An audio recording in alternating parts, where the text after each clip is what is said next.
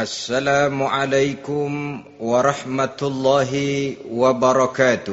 Waalaikumsalam warahmatullahi wabarakatuh. Bismillahirrahmanirrahim. Alhamdulillahi rabbil alamin.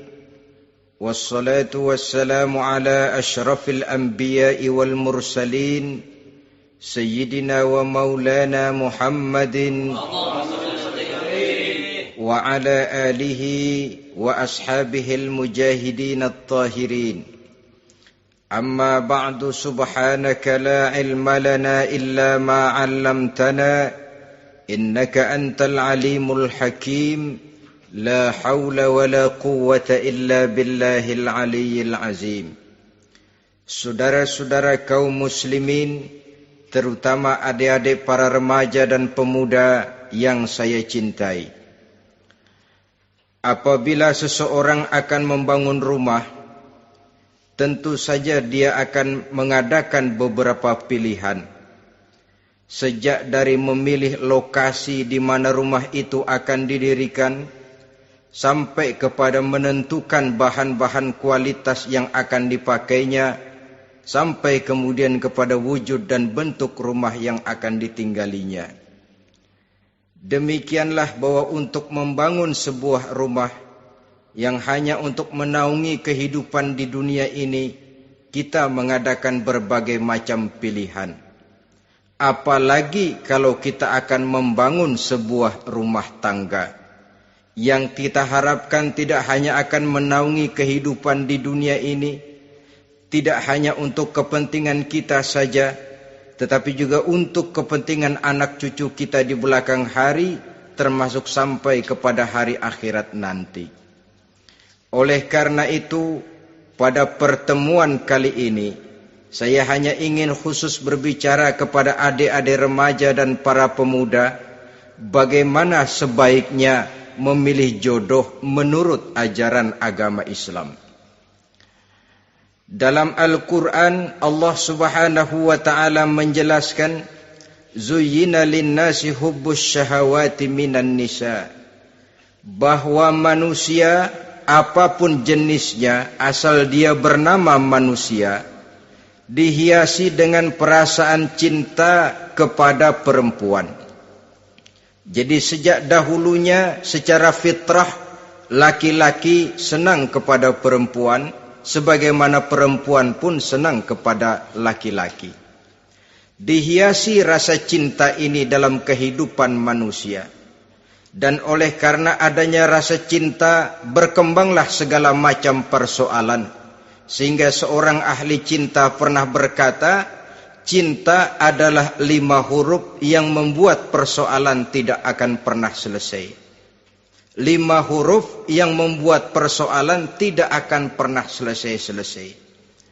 Tetapi dalam kehidupan sehari-hari sering kita saksikan bahwa cinta ini bisa mendorong, memberikan motivasi yang baik, dan cinta ini pun bisa juga memberikan dorongan yang tidak baik.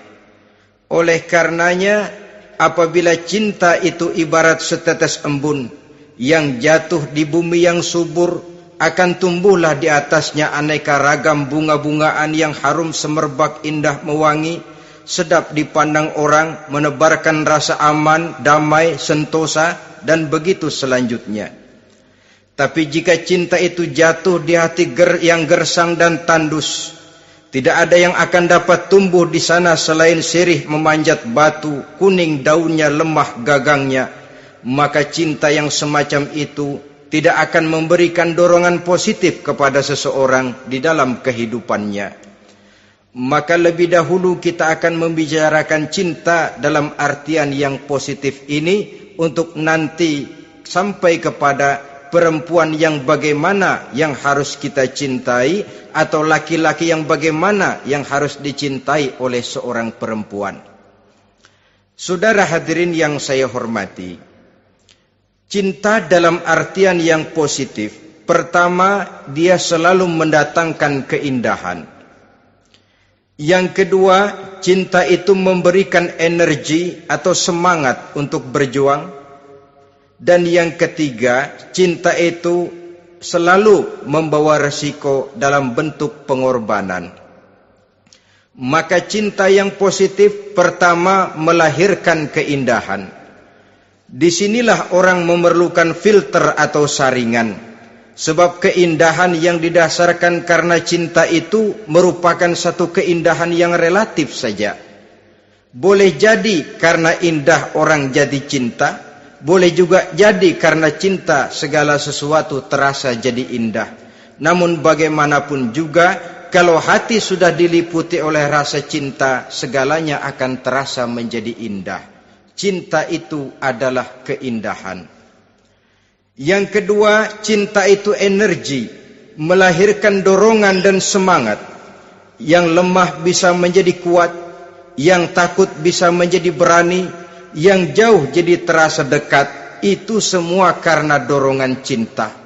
Dan dari energi ini lahirlah yang ketiga, bahwa cinta adalah pengorbanan. Sehingga orang berkata, berani bercinta artinya harus berani berkorban. Takut berkorban, jangan bercinta. Kalau cinta ini kita salurkan kepada nilai-nilai agama umpamanya, yang pertama, cinta mendatangkan keindahan. Kita cinta kepada agama, maka apapun yang diperintahkan oleh agama akan terasa menjadi indah. Solat akan terasa menjadi indah. Puasa terasa menjadi indah. Zakat terasa menjadi indah. Jihad pun akan terasa menjadi indah. Persis kalau kita cinta kepada seorang gadis. Jika kita cinta kepada seorang gadis, apanya saja akan kelihatan menjadi indah. Jalannya terasa indah, lenggang-lenggoknya terasa indah, suaranya merdu padahal cemprengnya bukan main. Seluruhnya akan mendatangkan keindahan karena dasarnya sudah cinta. Cinta membawa kepada keindahan. Yang kedua, cinta itu melahirkan energi. Orang yang cinta kepada agama akan lahir tenaga dan semangatnya melaksanakan ibadah, melaksanakan puasa, melaksanakan zakat, melaksanakan solat, melaksanakan haji, bahkan melaksanakan jihad sekalipun. Cinta selamanya menimbulkan energi dan semangat. Sama saja dengan kita apabila jatuh cinta kepada seorang gadis, walaupun rumahnya jauh, katanya, gunung pun akan kudaki, lautan pun kuseberangi. Untuk apa itu? Untuk menemui apa yang kita cintai. Cinta selamanya melahirkan energi. Capek tidak terasa, lelah tidak terasa, semuanya tertutup oleh keindahan yang bernama cinta. Lalu yang ketiga, cinta membawa pengorbanan. Apabila kita cinta kepada agama, maka pengorbanan terhadap apapun yang diminta oleh agama, baik itu pengorbanan waktu, tenaga, pikiran, harta, bahkan pengorbanan nyawa sekalipun, kita tidak akan berat melaksanakannya karena cinta kita kepada agama yang kita anut ini. Demikian juga cinta kita kepada seorang perempuan akan membuat kita rela berkorban. Apapun yang dia minta, jangankan kita tidak mampu, jangankan kita mampu, kita tidak mampu sekalipun, kita masih berusaha untuk mampu guna memenuhi tuntutan si buah hati belahan jantung. Kadang-kadang malam minggu si doi ngajak nonton. Umpamanya duit tidak ada, gajian belum, kerja enggak. Timbullah inisiatif, entah sepatu kita jual ke tukang loa, entah celana mampir dulu ke tempat lain. Yang penting kita berkorban untuk memenuhi permintaan si buah hati belahan jantung. Ketika itu pengorbanan sudah tidak kita rasakan lagi. Bahkan pengorbanan yang paling pedih sekalipun, dalam gurau, dalam bercanda misalnya, dicubit kita oleh kekasih kita, pedih bukan main, terkelupas kulit, mengalir darah, bukan nangis, nyengir. malah kadang-kadang minta tambah dicubit lagi. Itulah romantikanya cinta, sanggup membuat orang berkorban, melahirkan energi dan semangat, menambah keindahan dalam kehidupan, sepanjang dia dalam artian yang positif. Kalau demikian masalahnya, di dunia yang penuh dengan perbenturan nilai sekarang ini, orang sering salah jalan bagaimana memilih jodoh untuk membangun rumah tangga yang bahagia. Jangan lupa bahwa membangun rumah tangga ini bukan hanya untuk 1-2 bulan, bukan hanya untuk 1-2 tahun, bahkan bukan cuma untuk kehidupan dunia.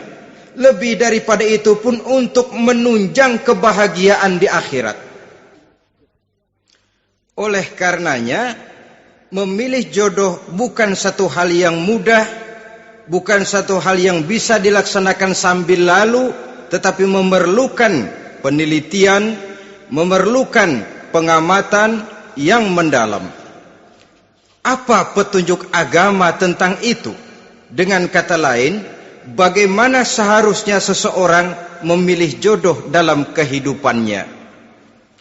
Ini tentu saja sumbangan moral buat adik-adik remaja dan para pemuda yang lagi kebingungan memilih jodoh, atau barangkali buat bapak-bapak yang kepengen nambah lagi.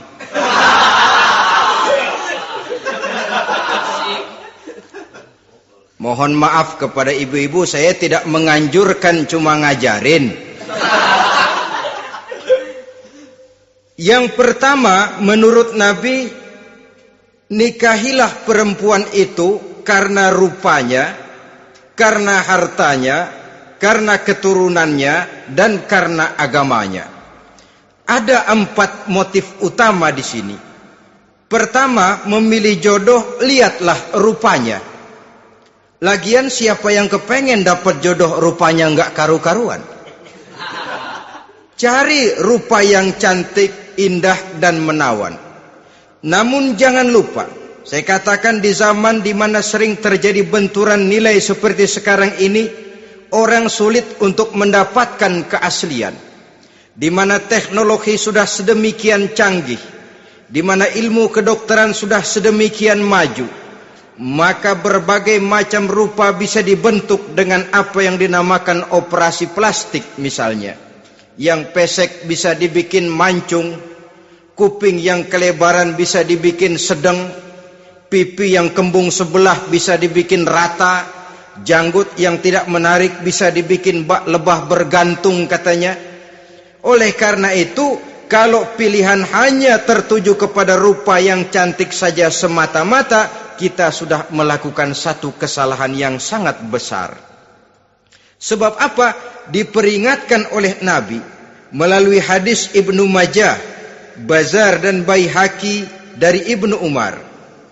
Janganlah kamu kawini seorang perempuan karena kecantikannya, sebab kecantikan boleh jadi akan mencelakakan. Jangan juga kamu kawini perempuan karena hartanya, sebab kekayaan biasanya akan mendatangkan kesombongan. Tetapi kawinilah karena agama dan akhlaknya, karena itulah yang akan membawa kepada kebahagiaan. Saudara-saudara kaum muslimin, terutama adik-adik remaja dan para pemuda, dikala usia puber, apalagi mata baru terbuka, awal balik namanya, remaja sering kehilangan filter. Pokoknya asal ngelihat rupa yang sudah lemot, denok, geboy, pikiran pun hanyut, malam terkenang, siang terbayang, tidur tak nyenyak, makan tak enak katanya, selalu terbayang wajah si doi. Dikala itu orang kehilangan pertimbangan bahwa rupa yang cantik kadang-kadang sering menipu. Diriwayatkan oleh Imam Ibnu Abbas, satu hari ketika sedang kumpul dengan para sahabat, lewatlah orang dengan potongan potongan orang kaya. Kelihatan kan, orang kaya sama orang miskin jalannya aja lain kan.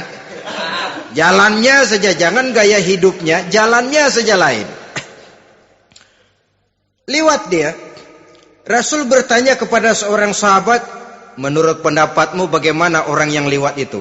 Kata sahabat, oh, yang lewat ini ya Rasul, kalau dia meminang perempuan pasti diterima. Kalau dia menolong orang pasti berhasil. Kalau dia ngomong pasti didengerin. Kenapa? Orang kaya. Orang kaya ya Rasul. Kalau dia minang, perempuan mana yang kagak bisa menerima kalau dipinang oleh orang kaya? Biar mukanya udah belipet kayak dompet tanggung bulan.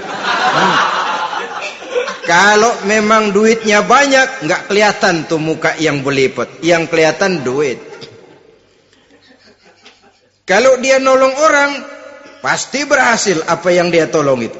Kalau dia ngomong, pasti didengerin orang, walaupun omongannya biasa-biasa saja. Kenapa? Orang lihat penampilannya. Sudah, ketika orang itu lewat, beberapa lama kemudian lewat lagi seseorang yang kelihatannya miskin. Rasul tanya lagi, kalau orang ini, bagaimana pendapat kamu? Wah, potongan begini sih Rasul. Kalau dia minang, orang tolak. Siapa yang mau kawin sama kere begini? Kalau dia nolong orang, pasti nggak berhasil. Kalau dia ngomong, kagak bakalan ada yang mau dengerin. Siapa yang mau dengerin orang susah ngomong? Setelah orang itu lewat, apa kata Rasul? Orang yang terakhir, yang lewat ini, yang barusan lewat, jauh lebih baik dari yang pertama yang lewat tadi. Jauh lebih baik. Maksud dari ucapan ini, Rasul sebenarnya mendidik para sahabat jangan tertipu oleh penampilan. Sebab penampilan tidak selamanya mencerminkan keaslian. Apalagi di zaman sekarang, salon di mana-mana bejibun. Alis mata bisa dibikin, pipi bisa dicat. Yang pinggir kuning, yang tengah merah, di sebelah merah ada yang kehitam-hitaman, persis orang kepentok tiang listrik.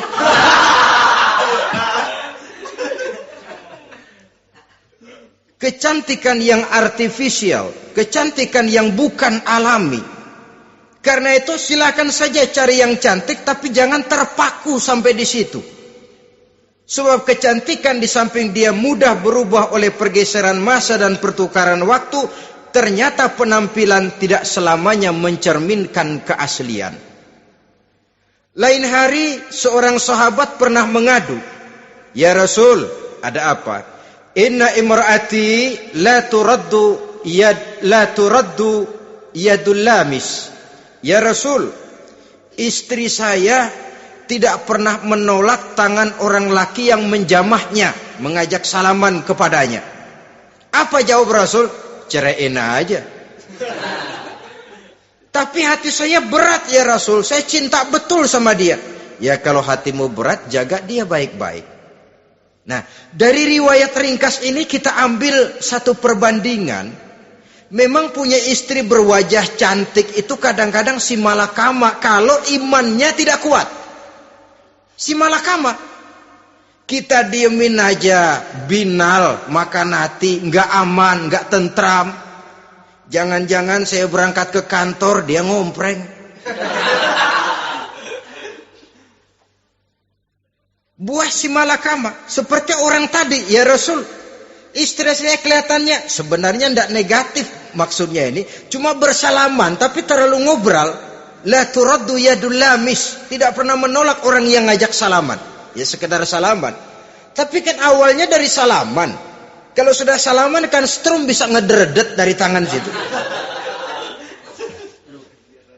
Kata Rasul sederhana saja. Ya kalau memang begitu ceraiin.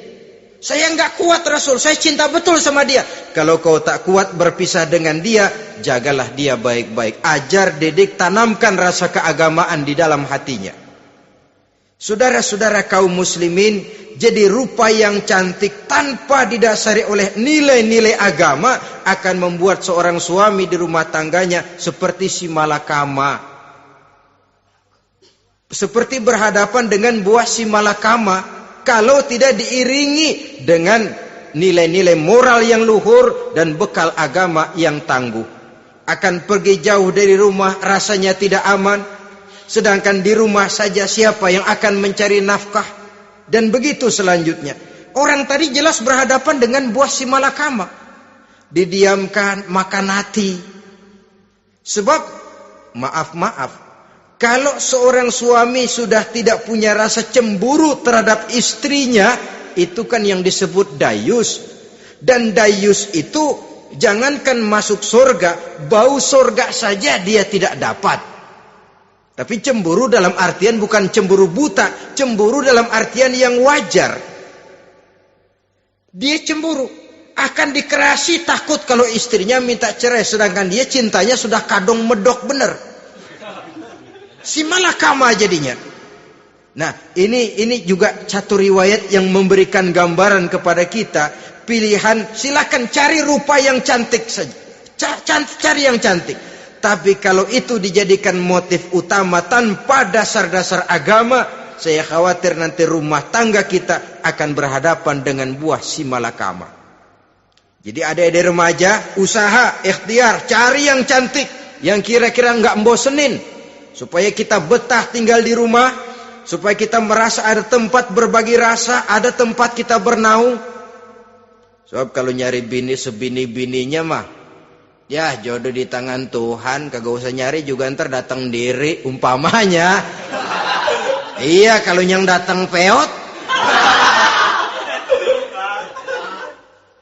Orang harus berusaha walaupun pada akhirnya jodoh toh memang ditentukan Allah. Kan 3 hal yang kita tidak bisa menentukan itu katanya. Maut, rezeki, jodoh. Itu yang masuk mysterious problem. Problem yang misterius. Maut, misterius. Kapan kita mati, kita sendiri tidak tahu. Tahun depan, 50 tahun lagi, 100 tahun lagi, tidak pernah seorang pun diberitahu. Tapi yang pasti dia bakal datang. Kapan dan di mananya, kita tidak tahu. Bisa di rumah, bisa di masjid, ya alhamdulillah. Bisa di majelis taklim, syukur. Bisa di medan perang membela agama, bagus. Pasti dia akan datang. Maut, mysterious problem. Sesuatu yang kita tidak tahu kapan datangnya. Rezeki, gitu juga. Sehingga orang sering bilang, rezeki katanya kayak bayangan. Kita uber-uber, dia lari. Kita diam, dia mah diam. Setengah mati kita uber-uber.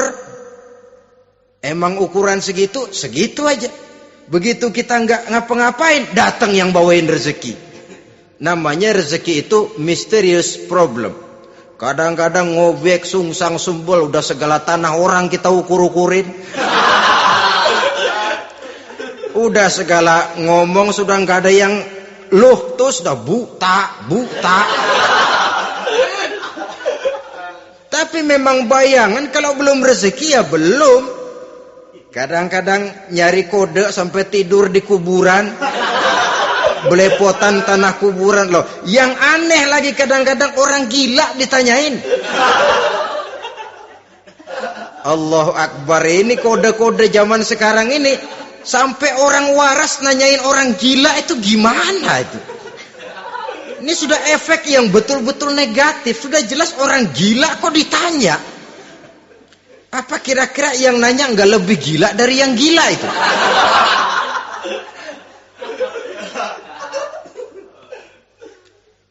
Saudara-saudara kaum muslimin, terutama adik-adik remaja dan para pemuda, jadi silakan saja cari rupa yang cantik, karena dia akan jadi tautan hati, buah hati belahan jantung, tempat kita berbagi rasa, tempat kita pulang dan tinggal di rumah tangga kita.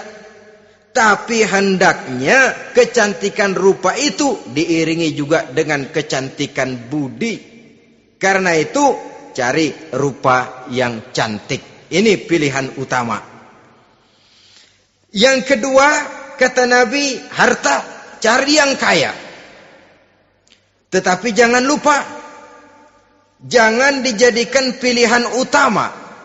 Karena kekayaan sering mendatangkan kesombongan. Apalagi kalau seorang pemuda mendapat istri orang kaya. hidupnya dimodali oleh istrinya, maka biasanya wibawanya sebagai seorang suami akan hilang. Akhirnya komando di tangan istri. Dikala itulah suami tidak lebih daripada prajurit yang taat kepada komando istrinya. Padahal menurut konsep Quran, ar-rijalu qawwamuna 'alan nisa, laki-laki diciptakan sebagai pembimbing bagi perempuan. Kalau nanti suatu saat terjadi benturan, sedangkan modal diberikan oleh istri, terjadilah pengungkitan. Kata istrinya apa? Lu jangan bertingkah, lu kan kawin sama gue modal lu kolor doang.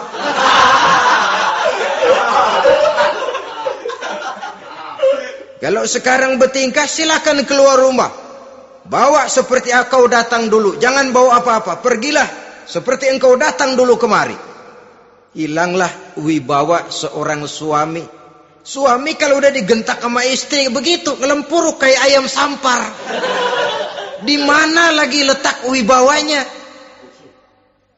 Harta sering mendatangkan kesombongan. Oleh karena itu, walaupun diperintahkan cari yang keturunan orang kaya, tapi maksudnya jangan dompleng. Sebab kepribadian seorang suami akan ditentukan oleh sifatnya sendiri. Keberadaannya ditentukan oleh karya dan perbuatannya sendiri. Itulah yang akan menampilkan kepribadian dia dalam kehidupan di masyarakat ini.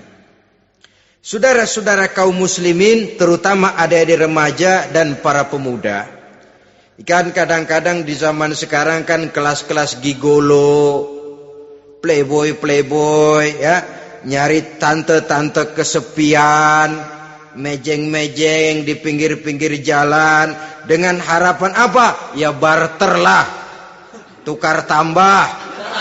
Nah, supaya dapat rokok, dibelikan pakaian, motor dan sebagainya. Tapi yang jelas hilang harga diri sebagai laki-laki, dan itu yang paling mahal. Kalau seorang laki-laki sudah kehilangan harga diri, apalagi yang bisa dibanggakan dalam kehidupan ini? Apa artinya naik mobil kalau kepala tertunduk ke bawah? Apa artinya jalan di tengah masyarakat kalau kita tidak bisa menengadah dengan satu kebanggaan? Hilangnya harga diri merupakan kehancuran awal dari sebuah pribadi yang untuk jangka panjang kita tidak akan bisa lagi berbuat banyak. Tanpa harta orang memang sulit untuk bahagia, tapi harta semata-mata bukan merupakan jaminan bahwa orang lantas akan bahagia. Saya barangkali harus berkata, banyak orang miskin yang kaya, tapi tidak sedikit orang kaya yang miskin. Saya ulangi ini. Banyak orang miskin yang kaya, tetapi tidak sedikit orang kaya yang miskin. Nah, bagaimana pengertiannya? Orang miskin yang kaya, materinya sederhana, peralatan rumah tangganya sederhana, tapi hatinya kaya. Oleh karena hatinya kaya, jiwanya lapang. Sebaliknya, orang kaya yang miskin, di tengah kelimpahan materi yang berlimpah, segalanya serba ada, hatinya yang miskin. Kelimpahan materi tidak akan sanggup mengobati kemiskinan hatinya. Sehingga di tengah kehidupan yang serba ada, dia masih merasa kurang, maka dia tidak pernah cukup. Di tengah kemilauan dan gemerlapan serta glamornya rumah mewah, dia merasa hidup di tengah gurun pasir yang gersang dan tandus. Karena itu, biarlah miskin harta tapi kaya budi, daripada kaya harta tapi miskin budi. Lebih utama lagi, kaya harta, kaya budi. Itu idealnya. Dasar pilihan ketiga, sesudah rupa dan harta, menurut Nabi, keluarga. Faktor keturunan sangat menentukan. Pepatah mengatakan, buah apel akan jatuh tidak terlalu jauh dari pohonnya. Biasanya kalau bapak kalong, anak kampret. Bapak nyolong, anak nyopet. Itu fotokopi. Saudara-saudara, sungguh pun demikian, faktor keluarga bukan merupakan yang paling dominan, karena segalanya memang bergantung kepada hidayah dari Allah Subhanahu wa ta'ala. Kalau hidayah datang, bisa saja anak maling bisa jadi kiai. Kalau hidayah datang, bisa saja anak nabi malah ikut bersama orang-orang kafir. Pada akhirnya orang mau besar atau tidak bukan dengan jalan menyempeng kepada keturunan orang lain, tapi ditentukan oleh kepribadian dirinya sendiri. Tidak bisa kita menjadi besar dengan menyebut kebesaran orang lain. Itu sebabnya dicontohkan oleh Imam Ali pada saat beliau berkata, "Laisal fata may yaqulu kana abi, walakinnal fata may yaquluha anadha." Anak muda yang gentleman adalah anak muda yang berani berkata, "Inilah saya." Bukan anak muda yang membanggakan leluhurnya. Ini kan zaman sekarang ini lagi ngetop-ngetopnya lagu-lagu cengeng katanya dah. Sebenarnya menurut saya bukan cuma lagu cengeng yang jadi masalah. Lagu cengeng cuma satu efek dari sikap yang lebih utama dari itu, yaitu mental cengeng. Kalau mental sudah cengeng, apapun yang kita lakukan akan jadi cengeng. Tidak cuma lagu, kebudayaan yang lahir akan kebudayaan cengeng. Jadi pengusaha cengeng. Jadi pejabat cengeng. Jadi kiai cengeng. Kenapa? Mental cengeng. Di antara mental cengeng itu apa? Mengandalkan fasilitas atasan. Kalau tidak ada fasilitas dari atas, lantas tidak bisa berbuat apa-apa. Cengeng. Menjadi besar bukan karena karier pribadi, tapi karena nasib katrolan. Itu pun termasuk mental cengeng. Sedikit gagal, bagaimana sedikit jalan buntu, sedikit deadlock, lu ngapain lu melulu? Saudara hadirin yang saya hormati, jadi lebih penting dari sekedar lagu-lagu cengeng, saya malah lebih suka bicara mental cengeng ini. Mental yang cepat putus asa. Mental yang tidak mau mengeluarkan usaha maksimal. Mental yang hanya mengandalkan fasilitas. Sedangkan pribadinya tidak lebih daripada pribadi sumuhun dawuh, pribadi kulo nuwun, pribadi kumaha juragan wae, pribadi oke bos, pribadi asal bapak senang. Bukankah itu semua merupakan cermin dari mental-mental yang cengeng, yang untuk jangka panjang tidak akan pernah menguntungkan daripada pembangunan bangsa dan negara yang kita cintai ini. Seseorang mau besar atau tidak bukan dengan jalan menyempeng kepada kebesaran orang lain. Bahkan Syauqi dalam sebaik syairnya yang lebih tegas mengatakan, wa syarrun nasi zu khumulin iza fakhartahum zakarul jaduda wa syarrun nasi wa khairun nasi zu syarafin qadimin aqama li nafsihi syarafan jadida. Generasi yang paling jelek adalah generasi pemalas. Kalau kelihatan orang lain lebih hebat dari dia, disebut-sebutnya kebesaran nenek moyangnya. Dia sendiri nggak punya prestasi apa-apa. Kerjanya cuma ngandeli kerjanya cuma menggelayuti fasilitas orang tuanya.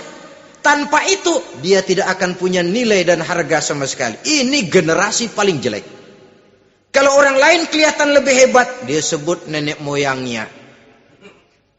Lo sih belum apa-apa, lo baru kopral lo. Engkong gua no, komandan Hansip. Engkongnya yang disebutin. Dia sendiri tidak punya prestasi apa-apa. Jadi silahkan saja cari gadis dari keturunan keluarga yang baik-baik. Tapi jangan jadikan tendensi utama, jangan dengan niat untuk menyempeng kepada kebesarannya. Tapi paling tidak dengan niat agar mudah-mudahan dari benih yang baik ini akan lahir keturunan-keturunan yang baik pada akhirnya nanti. Itu yang kita harapkan. Bukan lalu dengan pertimbangan, weh mertua gue bos nih, kali aja begitu gue kawin dia mampus. Ini semua warisan kan jatuh kemari semua. Kalau itu niatnya sudah jelas salah. Kita mencari perempuan dengan keturunan-keturunan yang baik dengan berharap agar anak-anak kita nanti yang akan merupakan benih cucunya akan melahirkan kebaikan-kebaikan seperti leluhurnya dulu. Saudara, pilihan yang keempat kata Nabi, agama. Ini yang paling inti. Kenapa? Agama itu motivasinya moral. Di sini segalanya ditentukan. Rupa yang baik, harta yang banyak, keluarga yang luhur. Kalau sudah dilandasi oleh agama yang rapuh, bahkan tidak beragama sama sekali, ketiga hal di atas tadi hanya akan mendatangkan malapetaka. Sekarang kan kita tertipu oleh penampilan, padahal penampilan belum tentu kenyataan. Di jalan-jalan kita akan lebih terpesona melihat gadis pakai miniskirt di atas lutut ketimbang kita melihat gadis-gadis yang pakai jilbab. Kalau sudah pakai jilbab keliwat, yang usil banyak banget, bau sorga nih. Bau sorga katanya. Tapi kalau sudah yang pakai miniskirt itu yang lewat, itu dari ujung ke ujung mata kagak mau kedip. Laler nemplok di mata kagak dirasain. Kita terpesona oleh penampilan zahir, padahal penampilan belum tentu memantulkan hal yang sebenarnya. Tapi memang itulah watak manusia. Watak manusia, saya katakan manusia tanpa kecuali. Tetapi bergantung kepada pemikiran jangka pendek atau jangka panjang. Kalau jangka panjang yang kita pikirkan, ya tentu kita tidak akan mudah terpesona oleh hal yang zahir. Sampai-sampai Quran sendiri mengatakan budak yang hitam legam tapi beriman itu lebih baik daripada orang-orang musyrik walaupun cantik, denok, lemot, geboy. Ada lagi nggak bahasa yang lebih dari itu? Cantik, denok, lemot, geboy, bahenol, nerkom. Tapi kafir masih lebih baik budak yang hitam legam sekalipun. Kalau dia beriman. Kenapa? Rumah tangga untuk jangka panjang. Sebab itu Islam tidak membolehkan kawin campuran dengan lain agama. Walaupun ada ayat yang mengatakan boleh kawin dengan ahlul kitab. Tapi sebagian mufassir menjelaskan bolehnya kawin dengan ahlul kitab itu dalam kondisi darurat. Dalam kondisi normal tidak bisa. Kenapa? Kalau sudah berlainan agama, akan terjadi kerancuan rumah tangga untuk jangka panjang. Bagaimana membina dalam keharmonisan di rumah tangga? Bagaimana nasib anak-anak nanti? Kadang-kadang ada keluarga, kami sih keluarga modern. Anak-anak kami berikan kebebasan untuk milih agama apa saja. Bapaknya Islam, istrinya Kristen, anaknya ada yang Hindu, Buddha. Bagus nih, keluarga pecel namanya. Bagaimana keluarga modern bisa seperti itu? Padahal seorang suami bertanggung jawab di hadapan Allah. Dia akan ditanya tentang istrinya. Dia akan dimintakan pertanggungan jawab tentang anak-anaknya. Kalau istri kita berlainan agama, mungkin terjadi pengkaplingan. Pokoknya kalau anak perempuan ikut ibu, anak laki ikut bapak. Administrasi dunia bisa begitu. Tapi akhirat, pertanggungan jawab di hadapan Allah.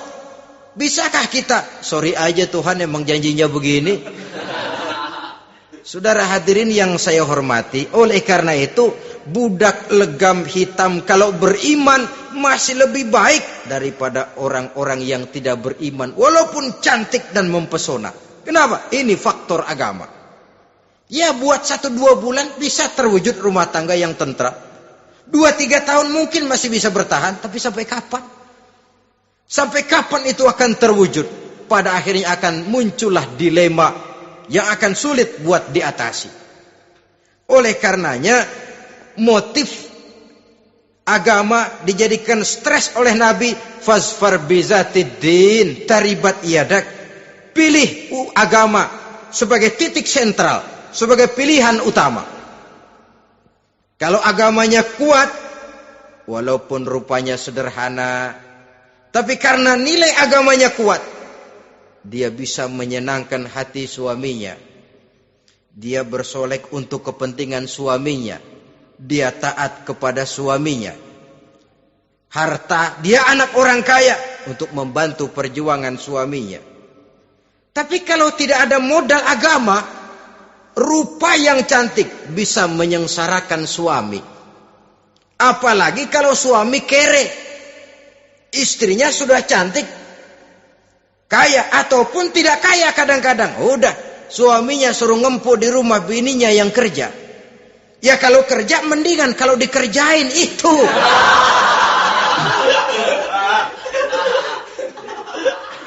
Itu yang repot. Saudara hadirin yang saya hormati, dan ini bukan 1-2 kasus.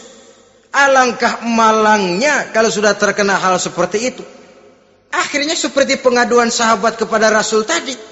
Mau diceraiin, cinta saya udah medok benar Rasul. Enggak diceraiin, hati saya ngebet, pegel. Si malakama akhirnya. Jadi oleh karenanya agama.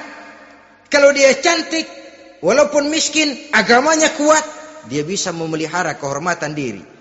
Dia kaya, agamanya kuat, hartanya disalurkan di jalan Allah. Karena itu, agama jadikan pilihan utama. Dan ukuran agama itu bukan cuma jilbab loh. Ya kadang-kadang ada juga yang jilbabnya nggak pernah lepas, tapi kadang-kadang akhlaknya lebih binal dari yang kribo. Ada cuma sekedar kamuflase saja, itu pun penampilan, sekedar penampilan saja. Cuma dari segi aurat ya memang lebih baik dan lebih utama, dan saya kira lebih mengundang penasaran toh. Duren kalau udah dibuka kan kelihatan isinya, emang udah begitu, udah. Tapi kalau masih rapat, itu yang rasanya kita pengen buka. Timbul tantangan, gue pengen tahu isinya. Rasanya juga begitu. Sama saja dengan baju, kalau dibungkus rapat di plastik, ditaruh di etalase, adanya di toko serba ada, tahu kita barang mahal nih. Biar punya duit, kita mau nawar ragu-ragu, takut nggak cukup.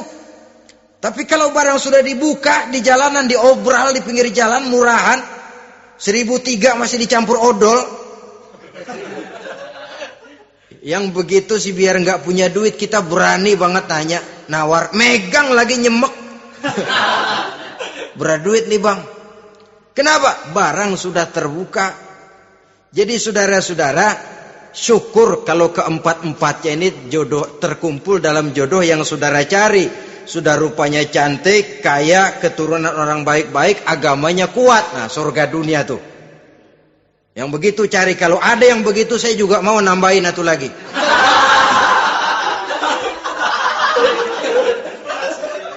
Tapi yang kumpul keempat-empatnya ini terus terang saja langka. Makhluk langka ini. Kadang-kadang cantik, kaya, keluarganya hebat, agamanya nol, akhlaknya kayak setan. Tapi yang paling celaka kalau empat-empatnya kagak ada. Rupanya jelek, melarat, bapaknya biang maling, kagak beragama lagi. Apanya yang mau dipilih? Mampus saja mendingan. Sudah nggak ada pilihan sama sekali tuh. Sudah nggak ada pilihan sama sekali. Saudara hadirin yang saya hormati, terutama adik-adik remaja. Nah, lalu apa motivasi agama dalam pembinaan ini apa?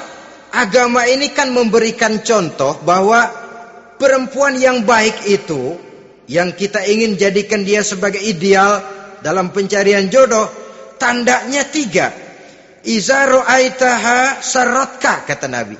Kalau dipandang, dia bisa menggembirakan kamu. Kan ini yang penting buat seorang suami. Kalau saudara nanti jadi suami, punya istri yang jadi partner setia mendampingi suaminya.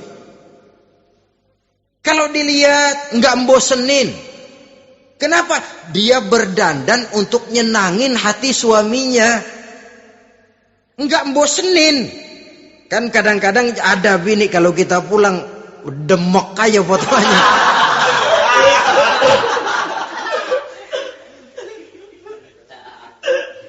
Ini yang bikin suami nggak betah di rumah ini kan yang begini.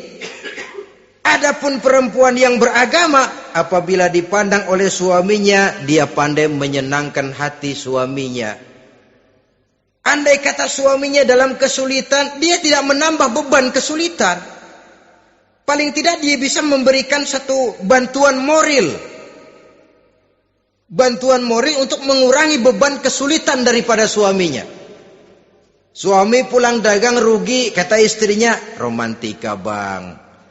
Sekali-sekali lah, masa selamanya dagang mau untung. Besok siapa tahu untung lebih besar. Kan meringankan tuh. Kadang-kadang enggak, suami pulang dagang dari pasar panas, rugi. Sampai rumah bini pidato. Pletar-pletor. Lu dagang rugi, emang lu laki goblok.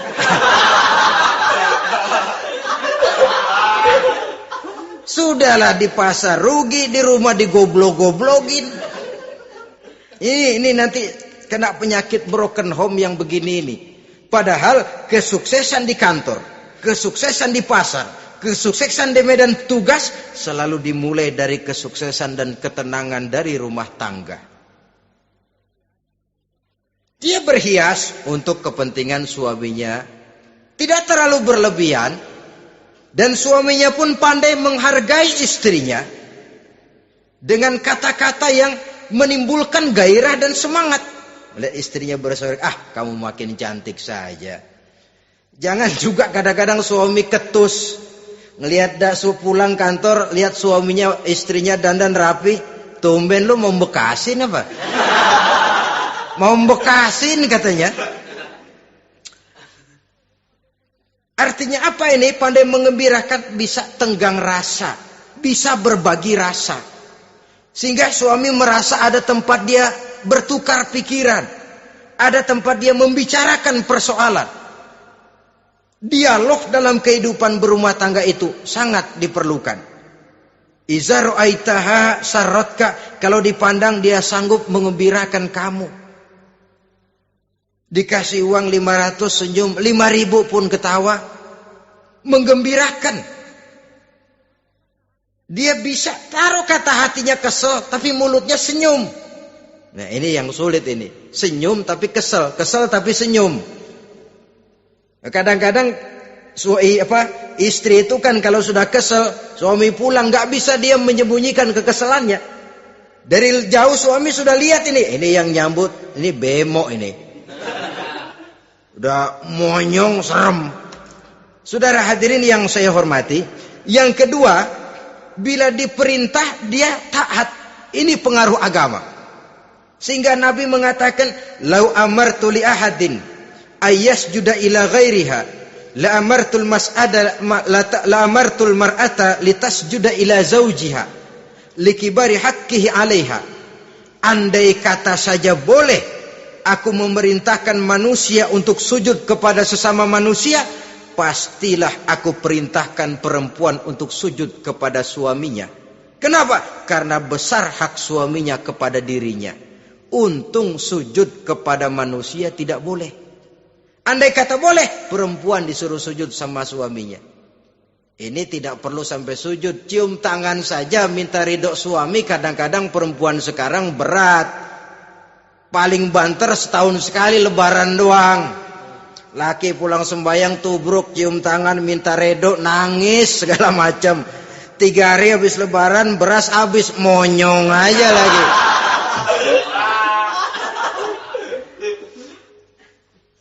Saudara hadirin yang saya hormati, yang ketiga, akibat pengaruh agama, dia sanggup memelihara kehormatan diri dan sanggup menjaga harta suaminya. Memelihara kehormatan diri baik pada saat suaminya di rumah atau pada saat suaminya tidak ada di rumah. Satu riwayat, Seorang sahabat akan pergi perang jihad di fi sabilillah. Ketika mau berangkat dia bilang kepada istrinya, saya mau berangkat perang. Kalau saya belum pulang kamu jangan keluar rumah. Baik bang. Pergi istrinya, pergi suaminya jihad. 1 minggu, 2 minggu berlalu, belum juga pulang. Satu hari datang utusan dari rumah orang tua si istri ini. Assalamualaikum bu. Waalaikumsalam. Ada apa? Ada berita kurang enak bu. Orang tua ibu sakit parah. Mohon tolong ditengokin. Apa kata si istri? Maaf saja, suami saya belum pulang dari medan perang. Saya belum dapat izin keluar rumah kalau dia belum pulang. Tolong sampaikan maaf saya kepada orang tuanya. Pulanglah utusan tadi. Besok balik lagi. Bu, ada apa? Udah Senin Kemis. Napasnya sudah sampai tenggorokan. Tolong tengokin buat terakhir kalinya bu. Suami saya belum pulang. Dia pesan kalau dia belum pulang saya jangan keluar rumah. Saya nggak bisa tengokin orang tua saya. Salam maaf saja. Pulang utusan itu. Besok balik lagi. Bagaimana? Sudah meninggal bu. Mau dikubur. Tengokinlah buat terakhir kalinya. Suami saya belum pulang. Saya belum berani keluar rumah kalau suami saya belum pulang. Itu janji saya sama suami saya. Pulanglah utusan ini ngadu kepada Rasulullah sallallahu alaihi wasallam. Ya Rasul, ini perempuan kelewatan benar. Dari orang tuanya sakit sampai sekarat, sampai mati, sampai dikuburin dia nggak nengokin. Memangnya kenapa? Suaminya katanya pergi jihad dan suaminya tidak mengizinkan dia keluar rumah kalau si suami belum pulang. Apa jawab Rasul? Marahkah beliau? Tidak, beliau senyum. Apa katanya? Dosa orang tua yang meninggal ini telah diampuni oleh Allah karena dia punya anak perempuan yang begitu taat kepada suaminya. Allahu Akbar. Dosa orang tua yang sudah meninggal itu diampuni oleh Allah karena dia punya anak perempuan yang begitu taat kepada suaminya. Ketaatannya kepada suaminya menyebabkan dosa orang tuanya diampuni oleh Allah Subhanahu wa taala. Suami pergi jihad, orang tua sakit keras, tidak berani dia keluar rumah. Itu tandanya bisa menjaga kehormatan diri. Kalaupun satu saat suaminya manggil, bu tolong ambilin uang di dompet. Dompetnya dibawa, bang ambil saja sendirilah, nanti salah ambil lagi saya. Kadang-kadang enggak, suaminya pergi mandi, dompet berantakan. Saudara hadirin yang saya hormati, ini motivasi agama. Jadi kecantikan zahir yang diimbangi dengan kecantikan batin oleh karena pengaruh agama tadi. Kalau sudah kemari, orang enggak perlu mikir-mikir operasi plastik, bikin yang pesek jadi mancung supaya orang tertarik. Bikin belakang yang kurus jadi menarik. Tidak. Orang tidak perlu lagi pakai susuk-susukan. Dipasang di bibir supaya kalau senyum orang gempor. Supaya kalau ngomong orang percaya. Dipakai di kuping supaya macam-macam. Tidak perlu lagi.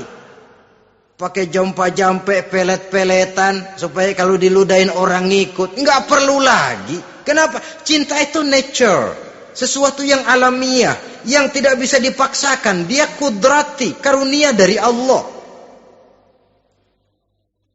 Tidak bisa cinta dipaksakan. Kalaupun bisa, dengan ilmu pelet, oh saudara bisa membuat orang jatuh cinta. Ya 2-3 hari, 4-50 hari. Kesananya, apa yang akan terjadi? Kelanggengan tidak akan pernah terwujudkan. Kenapa? Keterpaksaan yang akan timbul.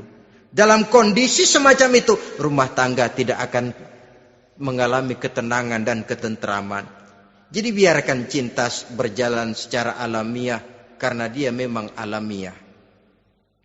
Saudara-saudara, nah sekarang kalau sudah ketemu nih, yang 4 tadi, rupa cantik, keturunan boleh, kaya lumayan, agama kuat.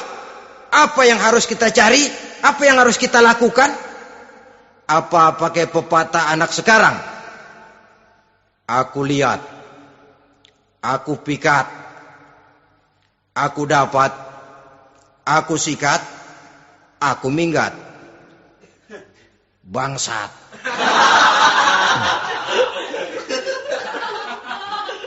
Itu kan ada moto cinta kilat begitu tuh. Cinta kilat katanya.